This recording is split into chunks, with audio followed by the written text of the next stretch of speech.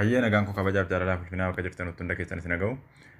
Gaaffii keetiif ideetti piroofaayilii keessa seentaa.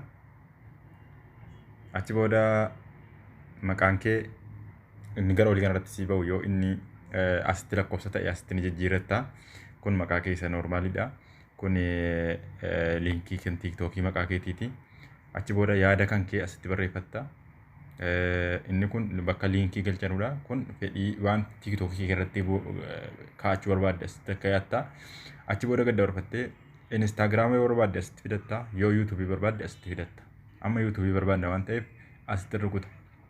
Erga yuutuubiitti rukutee iimeelii lamatti isa kamiin barbaadda jennaan iimeelii isa oliitiin hin barbaada deemsitti rukuta. Amma yuutuubii kana galchuuf allaa'u godhii jedhaadha. Allaa'uun itti godha. Okay, Hasan biyyaa jedhee asitti baheera.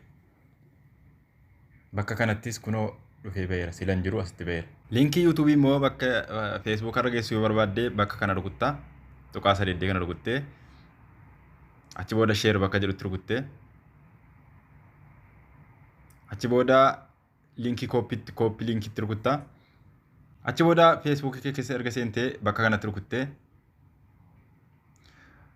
Qubaan bakka kana gadi qabdaa. Asitti rukuttee liinkicha asitti dhufee sii baheera jechuudha liinkiin viidiyoo sanaa. Liinkii yuutuubii immoo asitti baasuu yoo barbaadde bakka kana rukuttee bakka kanatti dhuftee quba keetiin bakka kana gadi qabdee liinkii sila dhattee kooppii goote fiddee seenditti goote. Asitti liinkiin sii baheera jechuudha. Asitti liinkiin sii baheera jechuudha. Liinkii kan viidiyoo tokko yuutuubii guutuun asitti galatoomaa ulfaadhaa.